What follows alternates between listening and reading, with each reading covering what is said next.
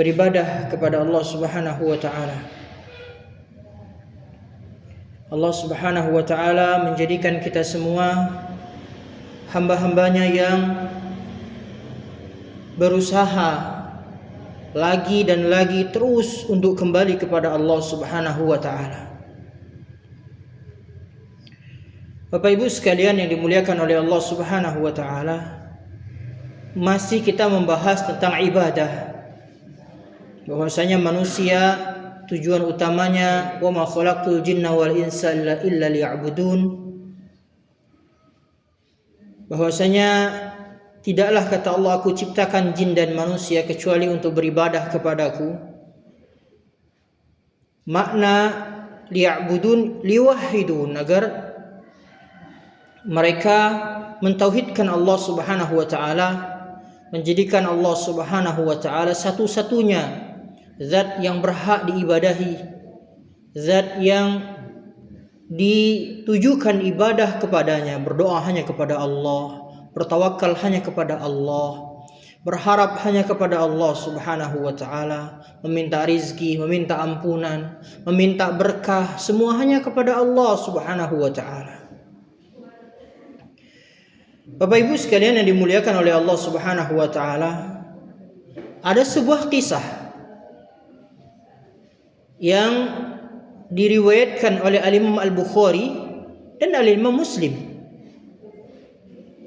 Al-Imam Al-Bukhari beberapa kali mengulang hadis ini di dalam sahihnya, juga Al-Imam Muslim dan para imam hadis yang lainnya. An Mu'adz bin Jabal radhiyallahu anhu qala kuntu radifan Nabi sallallahu alaihi wasallam ala himar. Bahwasanya dari Mu'adz bin Jabal menceritakan, aku dulu pernah dibonceng Nabi. Aku berada di belakang Nabi di atas himar. Himar itu keledai, lebih kecil daripada kuda. Faqala, maka Nabi sallallahu alaihi wasallam bersabda, ya Mu'adz. Faqultu labbaika wa sa'daik. Maka Nabi berkata, wahai Mu'adz. Nabi manggil aja kayak gitu. Kemudian kata Mu'adz, aku penuhi panggilanmu ya Rasulullah. Labbaika wa sa'daik. Aku penuhi panggilanmu dan datang dengan membahagiakanmu. Seperti itu kalau diterjemahkan ke Indonesianya. Kemudian Nabi diam, jalan lagi beberapa saat. Faqala ya Mu'adz. Kemudian Nabi bilang lagi, wahai Mu'adz. Maka kata Mu'adz, labbaika wa sa'daika ya Rasulullah. Aku penuhi panggilanmu ya Rasulullah. Kemudian diam lagi Rasulullah sallallahu alaihi wasallam. Kemudian bilang lagi, ya Mu'adz. Faqultu labbaika wa sa'daika ya Rasulullah. Aku penuhi panggilanmu wahai Rasulullah. Faqal, maka Nabi mengatakan, ya Mu'adz, atadri ma haqqullahi 'alal 'ibad wa haqqul 'ibadi 'ala Allah?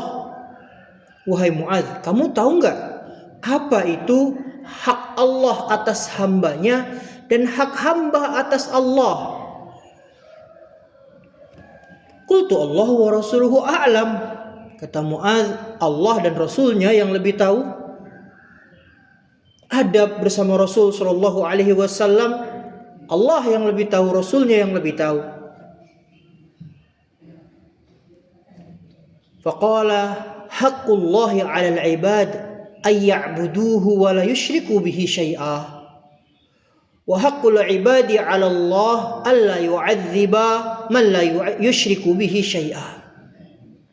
Wahai Mu'adz, kata Nabi sallallahu alaihi wasallam, hak Allah atas hambanya adalah hendaklah seorang hamba beribadah hanya kepada Allah dan tidak mempersekutukan Allah dengan suatu apapun. Adapun hak hamba terhadap Allah, Allah tidak akan mengazab orang yang tidak pernah mempersekutukan Allah. Maka ini Bapak Ibu sekalian yang dimuliakan oleh Allah Subhanahu wa taala, kabar yang agung ini, langsung Muadz bin Jabal berkata, "Ya Rasulullah, afala ubashirun nas?" Wahai Rasulullah, aku ingin kabarkan kabar gembira ini kepada manusia. Kata Nabi, la tubashirhum. Wahai Muadz, jangan kabarkan hadis ini kepada orang. Fayattakilu, nanti mereka bersandar aja. Yang penting aku nggak berbuat syirik, nggak usah rajin-rajin beramal. Itu makna fayattakilu. Bersandar sama perasaan. Padahal semakin tauhid seseorang itu tinggi, maka semakin ibadahnya juga akan tinggi. Semakin ahli surga itu lebih daripada pedagang yang mengejar profit untuk mengejar ketinggian surga. Maka Bapak Ibu sekalian yang dimuliakan oleh Allah Subhanahu wa taala, hadis yang mulia ini disampaikan oleh Muadz bin Jabal, kata Imam An-Nawawi di dalam Syarah Sahih Muslim, di akhir-akhir dari kehidupan Nabi sallallahu alaihi wasallam, dari akhir-akhir kehidupan Muadz bin Jabal. Ya khafu ayat asam, dia takut berdosa kalau enggak menyampaikan hadis ini. Hadis yang sangat agung ini Bapak Ibu sekalian, bahwasanya Allah tidak akan mengazab kalau orang itu tidak mempersekutukan Allah. Akan tetapi memang Allah Subhanahu wa taala mengabarkan banyak di dalam Al-Qur'an, bahwasanya Allah Subhanahu wa taala mengabarkan innalladzina amanu wa 'amilus shalihat wa aqamus shalah wa atuz zakah falahum ajruhum 'inda rabbihim, dan seterusnya ayat yang sangat banyak. Orang-orang yang beriman dan beramal soleh, mendirikan salat, menunaikan zakat, mereka dapat pahala. Lahum ajruhum 'inda rabbihim, mereka mendapat pahala di sisi Tuhannya. Wala khaufun 'alaihim wa lahum yahzanun, mereka tidak takut, tidak bersedih hati mereka. Kata Allah, walladzina amanu wa lam yalbisu imanahum bidzulmin ulaika lahumul amnu wa hum muhtadun.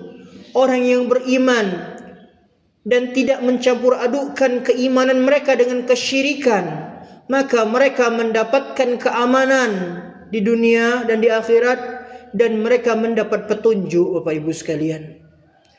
Maka Al-Imam Al-Bukhari membuat satu bab di dalam Sahih Bukhari tentang hadis yang kita baca tadi, hadis Muadz tadi, kisah Muadz. Kata Al-Imam Al-Bukhari, hirsun Nabi sallallahu alaihi wasallam fi ta'limit tauhid, dalam mengajar, semangatnya Nabi dalam mengajarkan tauhid, dalam mengajarkan bagaimana tentang mengesahkan Allah Subhanahu wa taala. Bapak Ibu sekalian yang dimuliakan oleh Allah Subhanahu wa taala, pada pagi yang berbahagia ini kita membaca kisah Muadz bin Jabal ini, maka hendaklah kita menjadi orang yang bersemangat beribadah hanya kepada Allah dan tinggalkan semua peribadatan kepada selain Allah. Ada satu kisah lagi Bapak Ibu sekalian, akan tapi sangat panjang, insyaallah dalam pertemuan kita yang selanjutnya akan kita bahas tentang bagaimana orang-orang yang bertawakal itu hanya kepada Allah, masuk surganya bukan masuk surga biasa, akan tetapi cara masuk surganya bi ghairi hisab wal azab, enggak dihisab, enggak diazab. Gimana itu Bapak Ibu sekalian? Mereka menjadi ashabul yamin, mereka menjadi kelompok kanan. Allah Subhanahu wa taala fayuhasabu bihi hisaban yasira, maka Allah Subhanahu wa taala kabarkan mereka akan dihisab dengan hisab yang sangat ringan. Maka di sini Bapak Ibu sekalian yang dimuliakan oleh Allah Subhanahu wa taala, marilah kita menjadikan Allah Subhanahu wa taala adalah orientasi kita. Ada yang sangat bahaya, saya kalau membahas psikologi, bagaimana fisikologi, bagaimana ada yang namanya disorientasi. Disorientasi ini, kalau manusia sudah disorientasi, dia kemana-mana nyasar. Mohon maaf, orang gangguan kejiwaan, walaupun kadang disorientasi ini lebih ringan. di bawah disorientasi adalah demotivasi. Disorientasi ini orang nggak punya tujuan dalam hidupnya. Sama dengan orang yang beribadah, ketika orientasinya itu nggak jelas, apa ikhlas, apa-apa. Sehingga ujung-ujungnya orientasinya apa? Pujian manusia. Sehingga apa orientasinya? Beribadah untuk apa? Hanya untuk dunia saja.